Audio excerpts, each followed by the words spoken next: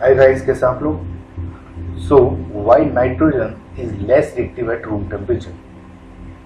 Now at room temperature जो nitrogen है वो डाई नाइट्रोजन की फॉर्म में एग्जिस्ट करती है, जिसे आप N2 गैस या नाइट्रोजन गैस बोलते हैं। ये nitrogen gas under room temperature या in other words under ordinary conditions of of pressure and temperature ये लेस रिएक्टिव या लगभग नॉन रिएक्टिव होती है। ऐसा क्यों है? नाउ गाइस, कोई भी केमिकल रिएक्शन का मतलब क्या है? जब हम ये बोलते हैं कि कोई केमिकल रिएक्शन हो रही है या हमारे कोई जो ये रिएजेंट्स हैं या कोई कंपाउंड्स हैं ये रिएक्टिव क्यों कब हैं या ये केमिकल रिएक्शन में पार्ट कब करते हैं, इसका मतलब ये है कि जब भी बॉन्ड्स का breaking of bonds and formation of new bonds happen होता है, इसको आप रिएक्टिविटी या केमिकल रिएक्शन हो रही है ये बोल सकते हैं। राइट गाइस, सो इसका मतलब जब मैं ये बोलता हूं कि नाइट्रोजन इज लेस रिएक्टिव, इसका मतलब कि जो आपकी नाइट्रोजन गैस है इसके जो बॉन्ड्स हैं वे अंडर रूम टेम्परेचर ब्रेक नहीं हो पाते। राइट गाइस, अब ऐसा क्यों है हम ये इस आगे की वीडियो में देखेंगे। सो गाइस, जब भी मैं नाइट्रोजन को देखता हूं यानी नाइट्रोजन, सो मुझे इसके बारे में क्या क्या पता है?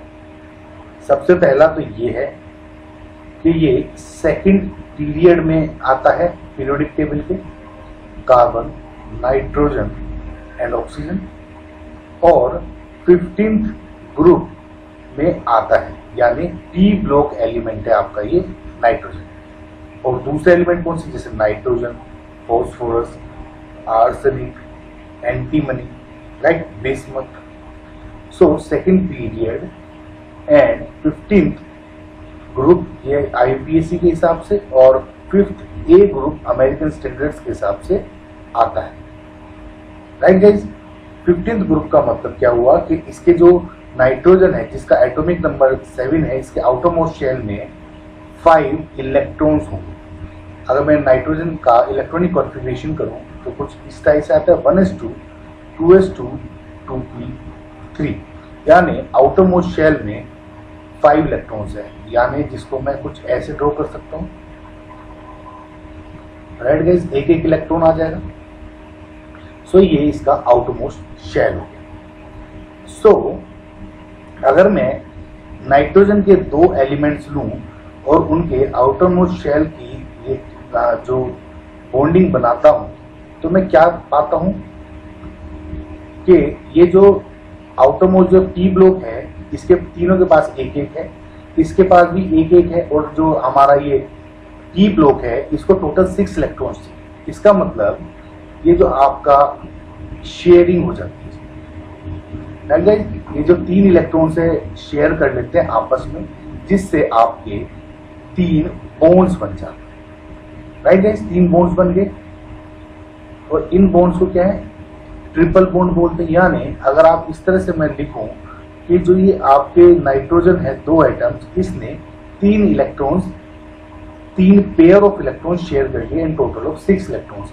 इसका मतलब जो नाइट्रोजन है और इसके बीच में एक ट्रिपल बॉन्ड बन गया। राइट गाइस, नाउ अगर मैं बेसिक लेमन टर्म्स में बोलूं तो ये मैं कह सकता हूं कि ये 3 इलेक्ट्रॉन शेयर किए हैं।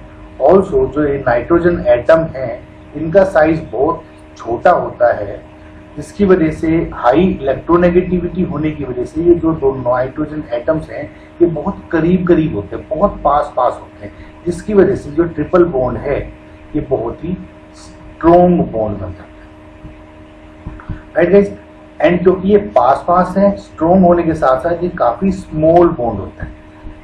राइट, एक तो ये होगी लेमन टर्म्स में, क्योंकि स्ट्रॉन्ग है और स्मॉल बॉन्ड है, इसका मतलब इसकी जो बॉन्ड डिसोसिएशन एनर्जी है वो वेरी हाई हो जाती है, जो कि यानी बॉन्ड डिसोसिएशन एनर्जी का मतलब क्या हुआ? बॉन्ड को ब्रेक करने की एनर्जी, राइट है। यानी बॉन्ड अगर आप ब्रेक करोगे तो आपको बहुत ज्यादा हाई एनर्जी यानी बॉन्ड डिसोसिएशन एनर्जी इसको देनी पड़ेगी, जो कि अंडर रूम टेम्परेचर पॉसिबल नहीं होता, राइट गाइस। अब इसमें एक और कैच है, आपको वो भी पता होना चाहिए, वो मैं नेक्स्ट पेज में दिखाता हूँ। कंसेप्ट है गाइस पी पाई बॉन्डिंग का, या इसे कह सकता हूँ पाई बैक बॉन्डिंग का, राइट गाइस।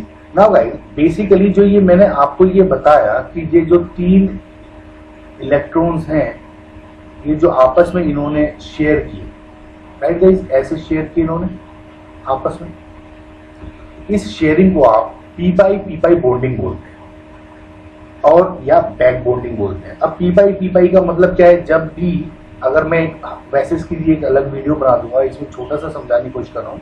पी पाई कुछ नहीं है, जब भी दो सेम सिमिलर जैसे इसे नंबर ऑफ जो इलेक्ट्रॉन्स हैं वे इक्वल है और शेयर कर रहे हैं आपस में, तो इसे बस क्या बोलते हैं पाई बोल देते हैं। जैसे इसमें क्या है टी पाई बॉन्डिंग, अगर सपोज ये डी वाला होता तो उसमें क्या बोलते टी पाई बॉन्डिंग, तो खैर ये हो जाता है पी पाई बॉन्डिंग। नाउ इस पी पाई बॉन्ड की फॉर्मेशन की वजह से ये जो बॉन्ड डिसोसिएशन एनर्जी है वो बहुत ही ज्यादा हो जाती है। अगर आपसे कोई पूछे कि ये ट्रिपल बॉन्ड इतना स्ट्रॉन्ग क्यों है, आप उसके रीजन ये देंगे कि एक तो नाइट्रोजन का साइज छोटा होने की वजह से एंड नाइट्रोजन के हाई इलेक्ट्रोनेगेटिविटी के होने की वजह से ये जो ट्रिपल बॉन्ड है ये बहुत ही छोटा होता है, राइट। एंड साथ ही साथ पी पाई बैक बॉन्डिंग की होने की वजह से ये बॉन्ड काफी स्ट्रॉन्ग भी हो जाता है। इसकी वजह से जो इसकी बॉन्ड डिसोसिएशन एनर्जी है is very high. Now guys जो ये पी पाई बॉन्डिंग है ये मैं इसमें इस तरह डायग्राम में देख के समझ सकते हैं, इसमें कंफ्यूज होने की जरूरत नहीं है, मैं आपको आसानी समझाता हूँ। ठीक है, जो नाइट्रोजन है आपका उसके जो ऑर्बिटल्स हैं 3 प्लेन्स में होते हैं, एक्स में, वाई में एंड जेड डायरेक्शन। नाउ अगर मैं इसके ऑर्बिटल बनाऊं कुछ एक्स डायरेक्शन में ऐसा बनेगा, जेड डायरेक्शन का कुछ ऐसा बनेगा एंड वाई डायरेक्शन में कुछ ऐसा बनेगा। एंड सिमिलरली जो नाइट्रोजन आपका दूसरे वाला है वो भी कुछ ऐसे बनेगा, एक्स वाई में, एक्स में एंड जेड, राइट।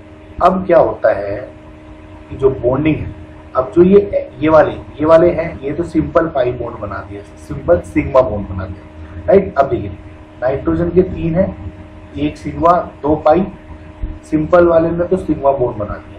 अब क्या होगा, ये जो वाई डायरेक्शन वाले हैं ये आपस में मुड़ के एक बॉन्ड बना लेते हैं। वाई है जेड वाला है, ये जो वाई ये तो जेड हो गया था, ये वाई वाला है, ये आपस में मुड़ के एक बॉन्ड बना लेते हैं, यानी 2 पाई बॉन्ड बनाते हैं। इस बैक बॉन्डिंग को बेसिकली आप क्या बोलते हैं कि आपस में शेयर कर लेते हैं electrons, P pi bonding. I hope आपको गाइस ये समझ में आ पा रहा होगा। देखिए इसमें एक इलेक्ट्रॉन ये शेयर किया, एक इलेक्ट्रॉन ये शेयर कर लिया एक्स ने, एक इलेक्ट्रॉन इसमें, एक इलेक्ट्रॉन ऐसे, right guys. So I hope आपको गाइस ये क्वेश्चन समझ में आया होगा कि जो नाइट्रोजन बॉन्ड ये है हाईली जो नॉन रिएक्टिव इसी वजह से है क्योंकि इसकी जो ट्रिपल बॉन्ड है छोटा है और स्ट्रॉन्ग बॉन्ड है, right guys. So thank you for watching guys, like share subscribe, bye.